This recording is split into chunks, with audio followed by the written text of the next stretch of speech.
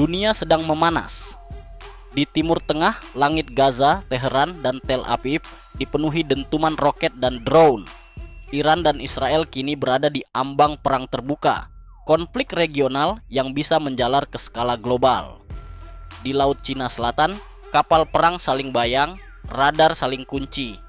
Amerika Serikat dan Cina semakin intens di jalur strategis yang melintasi wilayah Indonesia. Sementara Rusia, pasca Ukraina, kini memperkuat aliansi timurnya bersama Cina dan Korea Utara, menyusun ulang tatanan dunia dari Eropa Timur hingga Pasifik Barat. Ketika para raksasa militer beradu kekuatan, seluruh dunia ikut bergetar. Tapi satu pertanyaan muncul. Di tengah pusaran konflik global ini, di mana posisi Indonesia? Apakah kita hanya jadi penonton sejarah atau justru menjadi kekuatan kunci yang diam tapi menentukan? Inilah update militer. Disinilah kita bongkar kekuatan, strategi, dan nasib Indonesia di antara benturan para raksasa dunia. Ketegangan global 2025, saat para raksasa siap tempur. Tahun 2025 tidak dimulai dengan damai. Dunia langsung disambut oleh krisis demi krisis, dari Eropa Timur hingga Timur Tengah. Amerika Serikat mengaktifkan siaga tempur penuh di Indo-Pasifik. Kapal induk USS Ronald Reagan dan USS Gerald R. Ford bersiaga di Laut Filipina dan Guam, ditemani kapal perusak Aegis dan skuadron F-35B yang siap diterjunkan dari Jepang dan Okinawa. Di seberang Pasifik, Cina tidak tinggal diam. Beijing menggencarkan latihan militer besar-besaran di sekitar Selat Taiwan, bahkan menurunkan armada drone siluman Wing Long X dan rudal hipersonik Dongfeng DF-27 ke daerah garis depan. Cina mengirim pesan tegas, Asia adalah halaman belakang kami. Rusia, meskipun terkunci dalam konflik di Ukraina, tetap mengancam tatanan global. Mereka mengaktifkan sistem rudal hipersonik Zircon di Kutub Utara dan memperkuat kerjasama militer dengan Iran dan Korea Utara. Armada Laut Hitam yang dulu defensif kini mulai bersikap ofensif di Mediterania.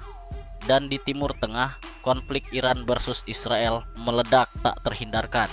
Serangan drone Shahed 136 Iran ke wilayah Israel memicu respons brutal. Jet F-35. Israel menggempur depot rudal di Damaskus dan Baghdad. Banyak pihak khawatir satu serangan salah sasaran saja bisa memicu perang dunia baru. Di tengah konflik yang merambat lintas benua, satu kawasan menjadi titik krusial, Asia Tenggara. Dan tepat di jantungnya berdiri sebuah bangsa kepulauan yang sangat menentukan arah masa depan kawasan Indonesia. Lalu, di tengah para raksasa yang saling bertarung, bagaimana Indonesia membentuk strategi dan posisinya? Posisi Indonesia, netral, penentu, atau target? Indonesia bukan kekuatan super, tapi Indonesia berdiri di posisi yang super strategis. Diapit dua samudra, berada di jalur ekonomi dan militer paling penting dunia, alur laut Kepulauan Indonesia, ALKI, dan menguasai pintu gerbang masuk ke Laut Cina Selatan, menjadikan Indonesia bukan sekadar negara transit, tapi wilayah kunci yang diperebutkan secara diam-diam. Amerika dan sekutunya terus membangun kerjasama pertahanan dengan negara-negara ASEAN, dari latihan gabungan Super Garuda Shield hingga penguatan radar maritim bersama Jepang dan Australia. Di sisi lain, Cina juga agresif mendekati Indonesia, menawarkan kerja sama drone, teknologi satelit militer, hingga latihan kapal selam. Semua ingin berteman, tapi sejatinya semua juga ingin memengaruhi. Tapi Indonesia tidak diam. Lewat doktrin pertahanan semesta, Indonesia membangun konsep defensif aktif, tidak memihak tapi siap menghadapi siapapun yang mengancam kedaulatan. TNI Angkatan Udara memperkuat kemampuan tempur jarak jauh dengan upgrade F-16 Fighting Falcon dan pembelian Rafale. TNI Angkatan Laut memperkuat patroli di Natuna dengan frigat Sigma, kapal cepat rudal. dan akan diperkuat Scorpene class submarine dan fregat Brawijaya class. Sementara TNI Angkatan Darat mengembangkan batalion infanteri mekanis dan pasukan reaksi cepat lintas udara di pulau-pulau terluar.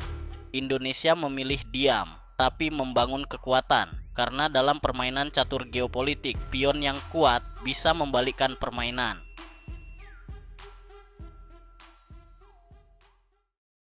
Krisis di Laut Cina Selatan dan peran strategis TNI. Laut Cina Selatan kembali memanas. Armada tempur Cina menebar kekuatan di sekitar kepulauan Paracel dan Spratly, sementara kapal perang Amerika, Jepang, dan Australia merapat ke perairan internasional, menggelar operasi kebebasan navigasi, Freedom of Navigation Operations. Dan posisi Indonesia hanya berjarak hitungan menit terbang dari garis konflik. Di Laut Natuna Utara, wilayah yang secara ekonomi dan politik berada dalam zona eksklusif Indonesia, ketegangan meningkat. TNI tidak tinggal diam. Di laut, TNI Angkatan Laut menerjunkan KRI kelas Sigma, kapal cepat rudal, dan kapal patroli kelas PC-40 untuk mengamankan zona ekonomi eksklusif. Satuan elit Denjaka dan Taifib disiagakan di wilayah kepulauan terluar. Di udara, TNI Angkatan Udara aktif melakukan patroli tempur menggunakan F-16 Fighting Falcon dari Lanut Rosmin Nurjadin dan radar yang terus mengawasi pergerakan lintas udara. Drone pengintai CH-4 dan Anka kini menjadi mata dan telinga digital Indonesia dari ketinggian. Di darat, pasukan Yonif Mekanis dan Marinir ditugaskan menjaga pulau-pulau kunci sebagai benteng pertahanan garis pertama. Tapi yang paling menentukan bukan hanya kekuatan tempur, melainkan kehadiran konstan dan konsistensi strategi. Indonesia tidak harus menembak untuk menunjukkan kekuatan, cukup hadir, cukup siaga, dan cukup siap untuk membuat siapapun berpikir dua kali sebelum melanggar. Jika perang meledak, apakah Indonesia siap? Di dunia yang semakin rapuh, pertanyaan ini bukan lagi bersifat hipotesis. Jika konflik besar benar-benar meletus antara China dan Amerika, antara Iran dan Israel, atau bahkan antara blok timur dan barat, Indonesia tidak bisa menghindar dari dampaknya. Bukan soal ikut perang, tapi soal terkena imbas. Dan di situ pertanyaannya menjadi sangat jelas. Apakah Indonesia siap? Jawabannya, Indonesia tidak mempersiapkan diri untuk menyerang, tapi untuk bertahan, mengunci, dan memukul balik. Inilah konsep pertahanan berlapis yang dikembangkan TNI. Di udara, TNI Angkatan Udara mengandalkan kombinasi F-16 Fighting Falcon, radar jarak jauh, drone tempur, dan kehadiran masa depan dari jet Rafale dan radar Ground Master 400. Di laut, TNI Angkatan Laut menerapkan doktrin Sea Denial dengan rudal anti kapal Exocet, kapal cepat rudal, dan proyeksi kekuatan kapal selam yang akan semakin tangguh dengan kedatangan Scorpene class submarine dan fregat Brawijaya class. Di darat, TNI Angkatan Darat mengembangkan mobilitas cepat dengan brigif mekanis, pasukan lintas udara, dan kemampuan pertahanan anti serangan udara menengah. Semuanya bukan untuk gagah-gagahan, tapi untuk satu hal yang sangat strategis: membangun efek tangkal, deterrent effect.